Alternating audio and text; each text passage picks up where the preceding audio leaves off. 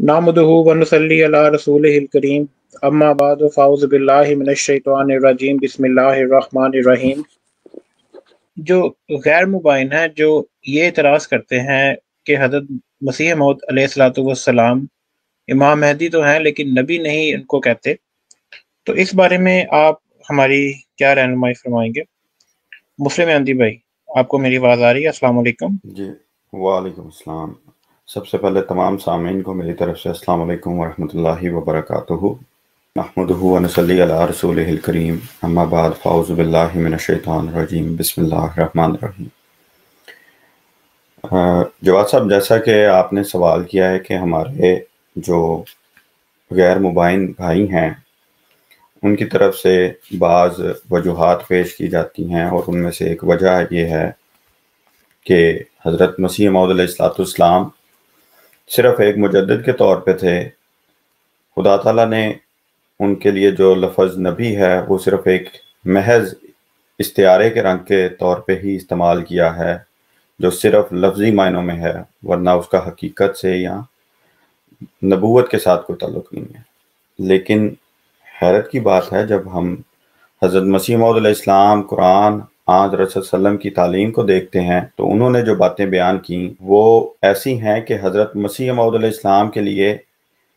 بطور نبی کے علاوہ اور کوئی لقب اور بطور نبوت کے علاوہ اور کوئی چیز سمجھی نہیں جا سکتی۔ اس بات کو میں اس طرح سے پیش کرتا ہوں کہ حضرت مسیح موعود علیہ السلام کے جو مبارک زمانے میں سب احمدی جو تھے وہ پروانوں کی شمع روحانیت کے گرد گھومتے تھے۔ حضرت مسیح موعود علیہ السلام کے مقام کو بڑی اچھی طرح پہچانتے تھے، اور سب کا یقین یہ تھا کہ حضرت مسیح موعود علیہ السلام حضرت خاتم النبیین صلی اللہ علیہ وآلہ وسلم کی غلامی میں ہیں، اور آپ صلی اللہ علیہ وآلہ وسلم کے فیض سے آپ صلی اللہ علیہ وسلم کی نبوت سے فیض پا کر آپ کو امتی نبوت کا مقام ملا، اور اسی عقیدے کے اوپر تمام جو لوگ تھے وہ قائل تھے۔ اب میں اپنے جو غیر مبین بھائی ہیں ان سے درخواست کروں گا، قرآن کریم ہماری سورہ ال عمران کے اندر یہ رہنمائی کرتا ہے کہ تمام لوگوں کو جو حضرت صلی اللہ علیہ وسلم کے امتی ہونے کے دعوے دار ہیں ان کو یہ ہدایت کرتا ہے کہ سب کے سب، یہ ترجمہ بھی میں نے مولانا محمد علی لاہوری صاحب کا ہی لیا ہے تاکہ ہمارے جو غیر مبین دوست ہیں ان کے سمجھنے میں آسانی ہو سکے، کہ سب کے سب اللہ کے عہد کو مضبوطی سے پکڑ لو اور تفرقے میں نہ پڑو، اور اپنے اوپر اللہ کی نعمت کو یاد کرو جب تم باہم دشمن تھے، پھر اس نے تمہارے دلوں میں الفت ڈال دی تو تم اس کی نعمت سے بھائی بھائی ہو گئے، اور تم آگ کے گڑھے کے کنارے پر تھے، اس نے تم کو اس سے بچا لیا۔ اسی طرح اللہ تمہارے لیے اپنی باتیں کھول کھول کر بیان کر دیتا ہے تاکہ تم ہدایت پاؤ۔ اور اس کے بعد خدا تعالیٰ نے اس بات کو بڑا واضح طور پر بیان کر دیا، اور ان کی طرح نہ ہو جانا جنہوں نے تفرقہ کیا اور اختلاف کیا۔ اس کے بعد ان کے پاس کھلی باتیں آ چکی تھیں، بینات آ چکے تھے، اور انہی کے لیے بڑا عذاب ہے جنہوں نے ہدایت آنے کے بعد تفرقہ کیا اور اختلاف کیا۔ اللہ تعالیٰ حضرت صلی اللہ علیہ وسلم کو مخاطب کر کے کہتا ہے کہ وہ لوگ جنہوں نے اپنے دین کو ٹکڑے ٹکڑے کیا اور کئی فرقے ہو گئے، تیرا ان سے کچھ سروکار نہیں، ان کا معاملہ اللہ کی طرف ہے، پھر وہ ان کو بتا دے گا بیسیکلی جو وہ کرتے ہیں، کہ خدا تعالیٰ ان کو جو بھی وہ عمل کرتے ہیں اس کے بارے میں بتائے گا، ان کا صلہ دے گا، لیکن حضرت صلی اللہ علیہ وسلم کے ساتھ ان لوگوں کے تعلق کو کاٹ رہا ہے۔ اور جو فرقہ ناجیہ ہے اس کی مثال بھی اسی طرح ہے کہ وہ میرے اور میرے صحابہ کے طریق پہ ہوگا۔ تو اول مجاز تو اس آیت کے حضرت صلی اللہ علیہ وسلم بنتے ہیں، تو اس کے بعد ان کے غلام صادق کا بھی ان سے کوئی تعلق نہیں ہوگا، کیونکہ وہ حضرت صلی اللہ علیہ وسلم کے بروز ہیں۔ تو یہ آیت ہمارے لیے ایک واضح رہنمائی ہے کہ ہم میں سے جو شخص بھی دین کو فرقوں میں بانٹتا ہے، اس کے ٹکڑے کرتا ہے، خدا کے رسول کا ان سے کوئی تعلق نہیں رہ جاتا ہے۔ اب میں حضرت مسیح موعود علیہ السلام کے زمانے اور خلیفۃ المسیح اول کے زمانے تک کی وہ گواہیاں اپنے دوستوں کے سامنے رکھتا ہوں جو حضرت مسیح موعود علیہ السلام کے مقام کو واضح کر دیتے ہیں۔ اس ضمن میں حضرت مسیح موعود علیہ السلام فرماتے ہیں کہ اب بجز محمدی نبوت کے سب نبوتیں بند ہیں، کوئی شریعت والا نبی نہیں آ سکتا ہے، اور بغیر شریعت کے نبی ہو سکتا ہے مگر وہی جو پہلے امتی بھی ہو۔ پس اس بنا پر میں امتی بھی ہوں اور نبی بھی۔ یہ حضرت مسیح موعود علیہ السلام کی تحریر واضح کر دیتی ہے کہ کون سا نبی آ سکتا ہے اور کون سا نہیں آ سکتا ہے، اور ان کا مقام بھی واضح کر دیتا ہے کہ میرا بھی مقام وہی ہے جو آ سکتا ہے۔ پھر اسی بات کو بڑا واضح کر کے فرماتے ہیں کہ میں جانتا ہوں کہ خدا میری تائید کرے گا جیسا وہ ہمیشہ سے اپنے رسولوں کی تائید کرتا ہے، یعنی اپنی تائید کو ویسی ہی تائید خدا کی طرف منسوب کر رہے ہیں جیسی پہلے رسولوں کی تائید ہوتی ہے۔ کوئی نہیں کہ میرے مقابل پر ٹھہر سکے، کیونکہ خدا کی تائید ان کے ساتھ نہیں۔ بیسیکلی اس جملے کے اندر سورہ المجادلہ کی اس آیت کی طرف اشارہ ہے کہ اللہ نے لکھ چھوڑا ہے کہ اللہ اور اس کے رسول غالب آئیں گے۔ پھر فرماتے ہیں اور جس جس جگہ میں نے نبوت یا رسالت سے انکار کیا ہے، صرف ان معنوں سے کیا ہے۔ وہ جتنے بھی حوالے لے لیے جائیں جو ہمارے غیر مبین دوست پیش کریں یا ان کے نقش قدم پہ چلنے والے پیش کریں،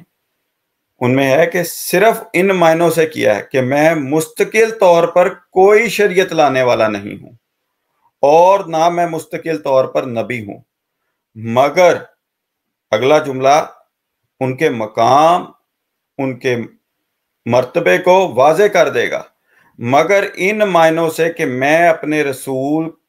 مقتدا سے باطنی فیوز حاصل کر کے اپنے لیے اس کا نام پا کر اس کے واسطے سے خدا کی طرف سے علم غیب پایا، رسول اور نبی ہوں، مگر بغیر کسی جدید شریعت کے۔ یہ وہی مقام ہے جس کے بارے میں ذکر کر رہے ہیں کہ خدا نے یہ مقام رکھا ہوا ہے، بغیر شریعت کے نبی ہو سکتا ہے، اور وہی مقام میرا ہے۔ یہ واضح کر دیتا ہے کہ حضرت مسیح موعود علیہ السلام اپنے لیے کس مقام اور مرتبے کو پیش کر رہے ہیں اور کس کے دعوے دار ہیں۔ پھر یہ البدر ہے جس میں ایڈیٹر البدر 18 جون 1908 کے اندر یہ بات بیان کرتے ہیں کہ سنو، ہر ایک احمدی اس عقیدے پر قائم ہے کہ مبارک و مطہر و مقدس وجود جسے لوگ مرزا قادیانی کہتے ہیں خدا کا برگزیدہ نبی ہے۔ پھر مزید اگر آگے چلیں تو 18 جولائی 1908 کے الحکم میں مولانا محمد علی لاہوری صاحب کی ایک تقریر ہے جو لاہور میں احمدیہ بلڈنگز کے مقام پر کی گئی۔ اس کے اندر یہ بات بیان کرتے ہیں کہ مخالف ہوا کوئی معنی کرے مگر ہم تو اسی پر قائم ہیں۔ ہم میں وہ اپنے آپ کو بھی شامل کر رہے ہیں کہ خدا نبی پیدا کر سکتا ہے، صدیق بنا سکتا ہے، اور شہید اور صالح کا مرتبہ عطا کر سکتا ہے، مگر چاہیے مانگنے والا۔ پھر اس بات کو بڑا واضح کر کے کھول دیتے ہیں، ہم نے جس کے ہاتھ میں ہاتھ دیا وہ صادق تھا، خدا کا برگزیدہ اور مقدس رسول تھا، اور پاکیزگی کی روح اس میں اپنے کمال تک پہنچی ہوئی تھی۔ یہ مولانا محمد علی لاہوری جو لاہوری جماعت کے بنیادی طور پہ بانی شمار کیے جاتے ہیں، ان کا اپنا اقرار ہے جو 1908 میں وہ دے رہے ہیں. پھر ریویو آف ریلیجن 1904 میں، اس سے تھوڑا پیچھے جولائی کے شمارے میں یہ بات بیان کرتے ہیں، ایسا ہی ایک نبی اس وقت بھی خدا تعالیٰ نے مبعوث فرمایا ہے، لیکن لوگوں نے اسی طرح اس کا انکار کیا جیسا کہ پہلے نبیوں کا. کاش کہ یہ لوگ اس وقت غور کرتے اور سوچتے کہ کیا وہ نشان ان کو نہیں دکھلائے گے جو کوئی انسان نہیں دکھلا سکتا، اور کیا وہ اسی طرح پرگنہ سے نجات نہیں دیتا جس طرح پہلے نبیوں نے دی، اور ایک ہمائے علم اور ہمائے طاقت ہستی کے متعلق وہی یقین ان کے دلوں میں نہیں پیدا کرتا جو پہلی امتوں میں پیدا کیا گیا. ایسا نبی مرزا غلام احمد قادیانی ہے جو مسیح موعود ہونے کا دعویٰ کرتے ہیں، جو ہزاروں نشان اپنی تصدیق میں دکھلا چکے ہیں. یہ اعلان بڑا واضح کر دیتا ہے کہ حضرت مسیح موعود بانی سلسلہ حضرت مرزا غلام احمد قادیانی علیہ السلام کا کیا مقام اور مرتبہ ہے. پھر فرماتے ہیں، یہ ریویو آف ریلیجنز ہے، نومبر 1904 کی اشاعت ہے. اس میں فرماتے ہیں، ہم اس بات کو مانتے ہیں کہ آخری زمانے میں ایک اوتار کے ظہور کے متعلق جو وعدہ انہیں دیا گیا تھا وہ خدا کی طرف سے تھا، اور اس کو ہندوستان میں مقدس نبی مرزا غلام احمد قادیانی کے وجود میں خدا تعالیٰ نے پورا کر کے دکھایا ہے، یعنی مقدس نبی کے وجود کے طور پہ پورا کر کے دکھا دیا. یہ اب جملے ایسے ہیں جو بہت ہی محکم اور واضح ہیں، جس میں حضرت مسیح موعود علیہ السلام کے مقام اور مرتبے کو یہ خود جس نظر سے مانتے اسی میں بیان کیا گیا. اور یہی اعلان جماعت احمدیہ جنہوں نے بیعت کا اعلان کیا اور خلافت کو جاری جانتی ہے وہ بھی کرتے ہیں. پھر واضح ہدایت آ جانے کے بعد قرآن کریم کیا کہتا ہے کہ فرقوں میں نہ بٹو، جو بٹے گا اس کے ساتھ خدا تعالیٰ کیا بیان کر رہا ہے کہ اس رسول کے ساتھ اس کا کوئی تعلق نہیں. اب ہم اپنے جو غیر مبین بھائی ہیں ان سے عاجزانہ درخواست ہی کر سکتے ہیں کہ خدا کے واضح احکامات کو اپنے سامنے رکھیں اور دین کو فرقوں میں نہ بانٹیں. آگے میں اس کو لے کے چلتا ہوں. ریویو آف ریلیجنز 1906 مئی کا شمارہ ہے. اس میں بھی بیان فرماتے ہیں، بعض شرائط کو پیش کر رہے ہیں. اس میں فرماتے ہیں کہ اگر کسی مذہبی مسئلے کی ضرورت ہو تو اسی وقت ہے جبکہ فتن کا سبیل ہر طرف سے جوش میں ہے. خدا کے نبی ہمیشہ ضرورت کے وقت آتے ہیں. موجودہ زمانے کی ضرورت مسئلے کو چاہتی ہے. خدا کے نبی ہمیشہ ضرورت کے وقت آتے ہیں اور موجودہ زمانے کی ضرورت مسئلے کو چاہتی ہے. یہ بات اعلان کرتی ہے کہ حضرت مسیح موعود علیہ السلام کا مقام اور مرتبہ کیا ہے. پھر اخبار پیغام صلح میں اس بات کا اعلان کیا گیا ہے. یہ 18 دسمبر 1913 کا اخبار ہے. اس کے اندر فرماتے ہیں، لیکن اللہ کی نصرت اپنے وعدوں کے مطابق اسلام کی مدد کے لیے آئی، اور یہ عذاب بتلا رہے ہیں. جو آیت کی طرف اشارہ کرتی ہے کہ وَمَا كُنَّا مُعَذِّبِينَ حَتَّى نَبْعَثَ رَسُولًا، کہ جو آیت ہے اس کی طرف اشارہ کر کے ذکر کیا جا رہا ہے کہ مطابق کوئی خدا کا رسول اور نائب رسول اللہ صلی اللہ علیہ وسلم دنیا میں نازل ہوا ہے تاکہ ایک قوم تیار کرے جس کے اعمال مومنانہ ہوں اور وہ کامیاب کیے جائیں، لیکن وہ جو نہ مانے ان کو زوراور حملوں سے جگایا جائے گا چنانچہ اس نے ایسا ہی کیا۔ اب قرآن کی آیت میں جس قسم کی بھی نبوت اور رسالت کا ذکر ہے، ویسی ہی نبوت اور رسالت کے دعوے دار حضرت مسیح موعود علیہ السلام ہیں۔ جو آیت ہے وَمَا كُنَّا مُعَذِّبِينَ حَتَّى نَبْعَثَ رَسُولًا، اور اس آیت کے اندر جو رسول کا مقام ہے بہت واضح کر دیتا ہے، اور فرماتے ہیں چنانچہ اس نے ایسا ہی کیا کہ دنیا میں ایک نذیر آیا لیکن دنیا نے اسے قبول نہ کیا، خدا اسے قبول کرے گا اور بڑے زوراور حملوں سے اس کی سچائی کو ظاہر کر دے گا۔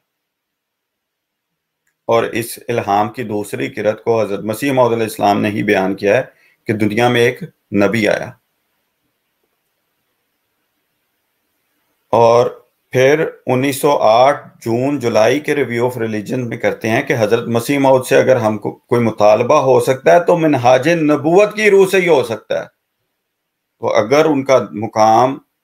مقام نبوت کا ہے تو تبھی اس منہاج کے اوپر اس کے مطابق ان سے کوئی دلیل طلب کی جا سکتی ہے۔ اگر تو وہ نبی نہیں تھے تو منہاج نبوت پہ ان کو پرکھا کیسے جا سکتا ہے؟ پھر الحکم 1911 کا یہ شمارہ ہے، 14 مئی، اس کے اندر فرماتے ہیں بٹالوی صاحب کو جواب دیتے ہوئے کہ بٹالوی صاحب نے اپنے پیسہ اخبار والے مضمون میں ذکر کیا تھا کہ خواجہ کمال الدین کی طرف یہ اشارہ کیا جا رہا ہے کہ نعوذ باللہ حضرت مسیح موعود علیہ السلام کے نبی یا رسول ہونے سے انکار کیا ہے، مگر بٹالوی کے لیے یہ خبر، یہ لفظ واضح نہیں ہے، خبر جاں فرسا ہوگی کہ ان کا گھر بٹالہ میں ہے۔ خواجہ صاحب نے اپنے لیکچر میں صاف طور پر بیان کیا اور بٹالہ والوں کو خطاب کر کے کہا ہے کہ تمہارے ہمسائے میں ایک نبی اور رسول آیا، خواہ تم مانو یا نہ مانو۔ اب اس سے بڑھ کر بٹالوی صاحب کی کیا تردید ہوگی؟ پھر نظم کی صورت میں میر حامد شاہ صاحب سیالکوٹی صاحب ایک نظم بیان کرتے ہیں پیغام صلح کے اندر 1913 دسمبر کے اندر، سمجھ لو اے عزیز وہاں سمجھ لو، نہ تعلیم مسیحا کو بھلائیں، نبی ملہم مجدد وہ ہیں سب کچھ، زبان سے ہم بھی یوں ہی کہتے جائیں۔ اب یہ دو جملوں کے اندر حضرت مسیح موعود علیہ السلام کے پورے مقام اور مرتبے کو واضح کر دیتی ہے۔ پھر اجتہاد کے متعلق بیان کرتے ہیں کہ جو لوگ انبیاء علیہ السلام کی پیشگوئیوں کو نہ ماننے والے ہیں وہ اس بات سے انکار نہیں کر سکتے کہ نبی کے اجتہاد میں غلطی واقع ہونا دوسری بات ہے اور وحی یا الہام کو پورا نہ ہونا اور بات ہے۔ تو یہ ساری کی ساری باتیں اس بات کی طرف اشارہ کرتی ہیں کہ انکار خلافت سے قبل تمام کے تمام احمدی اس بات کے اوپر یکجا تھے کہ حضرت مسیح موعود علیہ السلام نبی ہیں، حضرت صلی اللہ علیہ وسلم کے غلام صادق ہیں، ان کی اتباع میں امتی نبوت کے مقام اور مرتبے پہ کھڑے ہیں، جس کا ذکر قرآن کریم نے کیا، جس کا ذکر حضرت صلی اللہ علیہ وسلم نے اپنی پیشگوئیوں میں آنے والے مسیح کو مسیح نبی اللہ کہہ کے مخاطب کر کے کیا، اور حضرت مسیح موعود علیہ السلام نے اپنی زندگی کے آخری دن تک اسی بات کو پیش کیا کہ میں حضرت صلی اللہ علیہ وآلہ وسلم کا امتی اور نبی ہوں۔ ہم بھی اپنے غیر مبین دوستوں کو ادب کے ساتھ، بہت ادب کے ساتھ اسی مقام اور مرتبے کی طرف بلاتے ہیں جس کا دعویٰ حضرت مسیح موعود علیہ السلام نے کیا۔ برائے مہربانی دین کو تفرقے میں نہ ڈالیں، اللہ کی رسی کو مضبوطی سے پکڑے رکھیں اور ان لوگوں کی فہرست میں شامل نہ ہوں جن کے بارے میں اللہ نے کہا ہے کہ ان سے تیرا کوئی تعلق نہیں، جنہوں نے دین کو تفرقے میں ڈالا۔ امت کی وحدت میں ہی اس کی مضبوطی ہے۔ خدا نے نبیوں کو مبعوث ہی اس لیے کیا ہے تاکہ وہ فرقوں میں بٹے ہوئے دین کو خدا کے ایک ہاتھ کے نیچے کر دیں، اور نبی کی عدم موجودگی میں خلیفہ وقت ہی اس کا جانشین ہوتا ہے۔ جزاکم اللہ واسن الجزا۔ السلام علیکم ورحمۃ اللہ۔